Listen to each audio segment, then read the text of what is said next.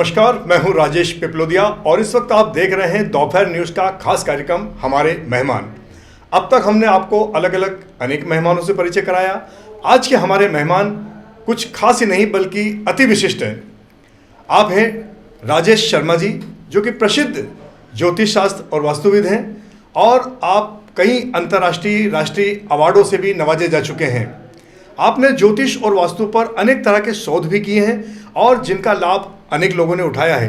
लाखों लोग आज इनके फॉलोअर्स भी हैं और समय समय पर इनसे सलाह लेते रहते हैं। विशेषकर ज्योतिष और वास्तु को लेकर कई तरह की भ्रामक स्थितियां भी हैं। फिलहाल हम एक ऐसे विषय पर चर्चा करने जा रहे हैं जो कि अभी शीघ्र सर्वऋतु अमावस्या आने वाली है।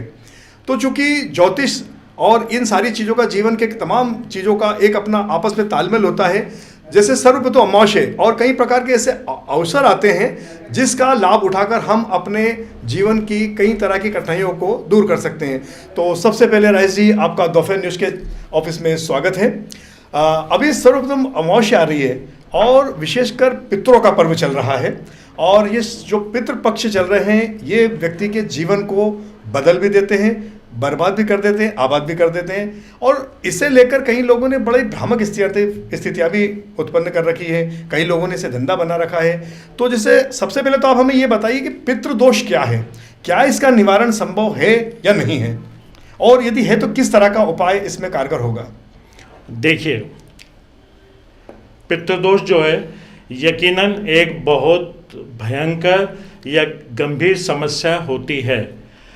आपके कितने भी अच्छे राजयोग हो कुंडली में, आपके कितने भी गज केसरी योग हो या कितने भी शुभ योग हो, यदि आपकी कुंडली में पितृदोष है तो पितृदोष ये मान के चलिए ये पीढ़ी दर पीढ़ी चलता है और आपको कभी आगे नहीं बढ़ने देता है। काम धंधा चलते चलते रुक जाता है, विवाह नहीं होता है, या घर परिवार में जवाई या बेटियां बिल्कुल ऐसे आ जाते हैं जिसकी हम कल्पना नहीं कर सकते। जो औलादें होती हैं वो गलत राह पे चली आती है और तमाम प्रकार की परेशानियों से जीवन घिरा हुआ रहता है और अंत में मरणासन स्थितियाँ पैदा हो जाती हैं। यही पितृदोष होता है। ये पितृदोष क्यों होता है और इसका क्या निवारण है?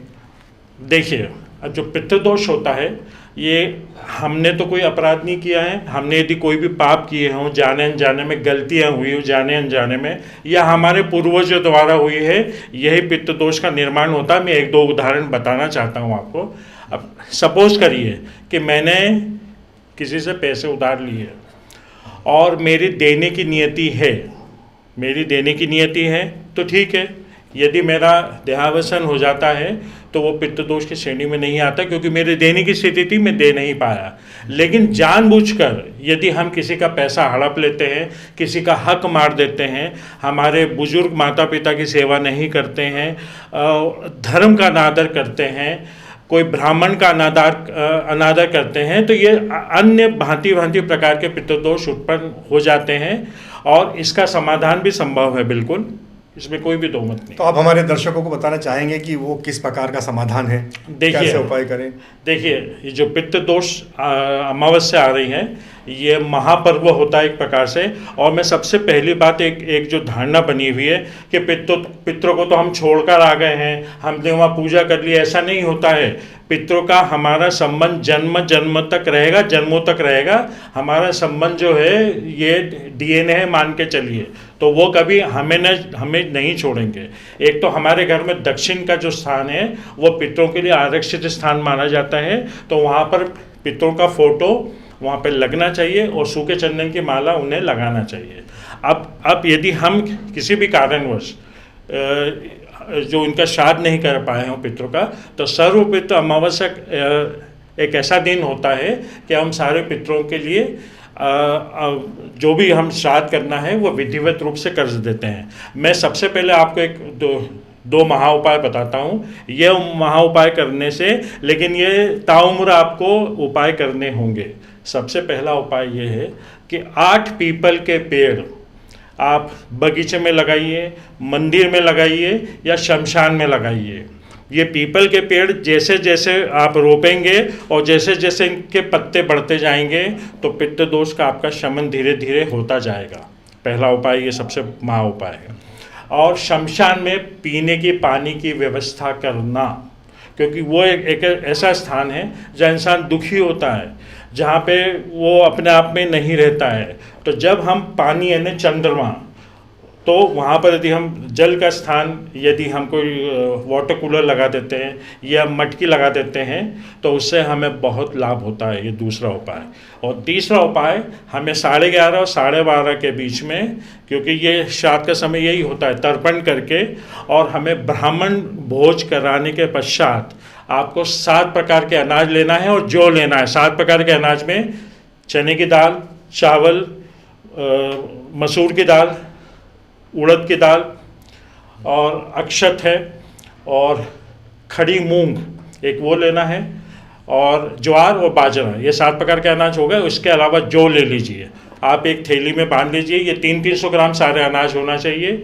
फिर जनेऊ, एक जनेऊ ले लीजिए, सफ़ेद मिठाई का डब्बा ले लीजिए, और कोई भी वस्त्र जो हमें ब्राह्मण को दान करना है, वो गमछा हो सकता है, वो रुमाल हो सकता है, पजामा कुर्ता, जो भी हमारी श्रद्धा भक्ति है। हमें दक्षिणा सहित ये अनाज, ये सब कुछ यदि हम ब्राह्मण को देते हैं और उन्हें बोली कि आप आशीर्वाद दीजिए, और उन्हें हमें चरण स्पर्श करना है। हमेशा ध्यान रखिए कि लोगों को चरण स्पर्श भी नहीं करते आता है। ऐसे क्रॉस हमेशा चरण स्पर्श किए जाते हैं, और पूरा जो उस विद्वान का, उस ब्राह्मण का जो आशीर्वाद, जो ऊर्जा जो होती है, वो अंगूठे में होती है।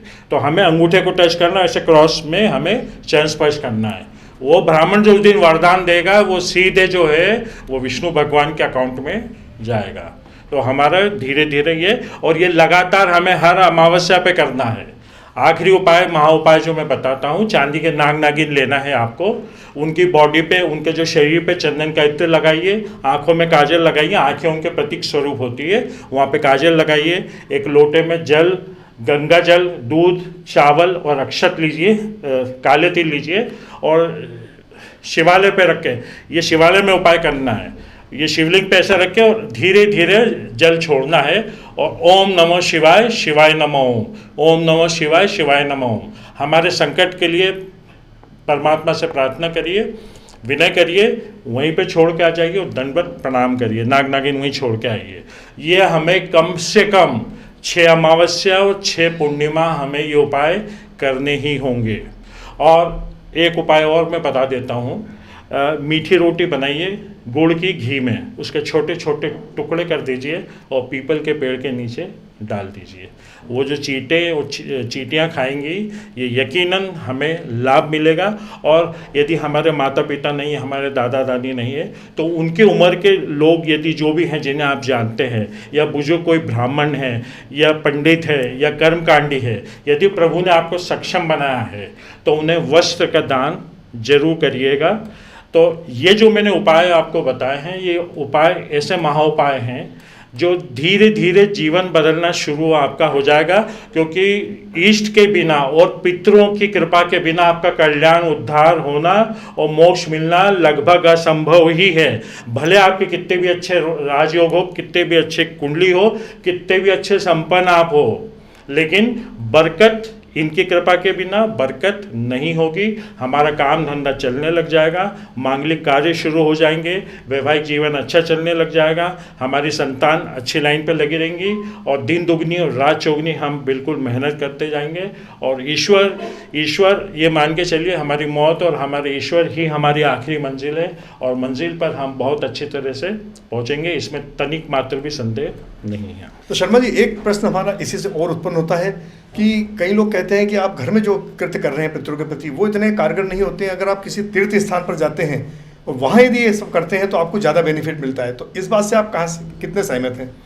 देखिए, हम जो भी श्राद्ध करते हैं या तर्पण करते हैं, जो भी उपाय करते हैं, वो चाहे घर में करें, चाहे हम धार्मिक स्थान पे करें, सबसे मुख्य जो चीज़ होती है वो हमारे भाव होते हैं, हमारी श्रद्धा होती है कि हम कितने भाव से कर रहे हैं, हम कितनी श्रद्धा से कर रहे हैं। हमारे आँख नयन भीग जाना चाहिए, क्योंकि पितरों से हमारा जन्म जन्म का नाता है और रहेगा।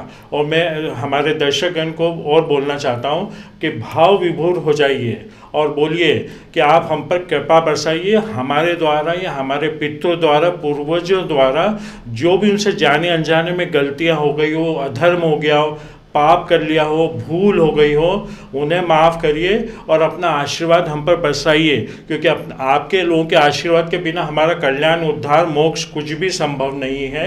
और हमें और हमारे परिवार को इस लायक बना दीजिए कि हम आपके नाम के लिए कुछ ऐसा अद्भुत कार्य करें ताकि हमारे पितरों का भी नाम हो, और इस यहाँ से रवाना होने के पूर्व हम कुछ ऐसा कर जाए जो परिवार के लिए, खानदान के लिए और समाज के लिए एक उदाहरण, एक नमूना पेश हो जाए। धन्यवाद, आपने प्रार्थना की बहुत अच्छी विधि बताई। एक और क्वेश्चन, मेरा अंतिम क्वेश्चन है कि जो कई लोग ऐसे मानते हैं कि अगर गया धाम पे वो अपने पितरों का श्राद्ध और तर्पण करके आ गए तो फिर उन्हें घर में किसी प्रकार के धूप ध्यान या पितरों को याद करने की आवश्यकता नहीं, क्योंकि उन सबका मोक्ष हो जाता है, ऐसा कहते हैं। संभव ही नहीं है।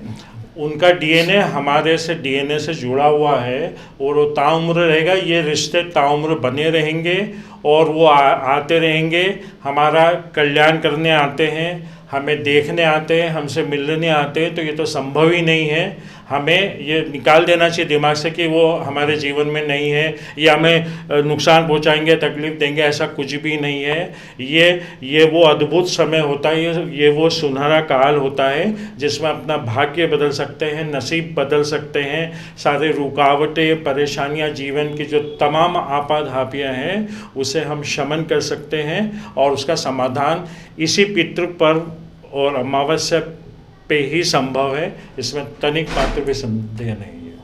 धन्यवाद राजेश जी आपका कि आपने हमारे दर्शकों को काफ़ी अच्छी जानकारी दी, और दर्शकों आप भी राजेश जी के द्वारा बताए गए इन उपायों को निश्चित तौर पर करिए। कहीं ना कहीं जीवन में आपको भी लाभ मिलेगा, और ये उपाय आप अन्य लोगों तक भी पहुंचाइए। आप हमारे चैनल को लाइक और सब्सक्राइब जरूर करें, और साथ ही कमेंट बॉक्स में जाकर यह जरूर बताएं कि आपको हमारे प्रोग्राम कैसा लगा।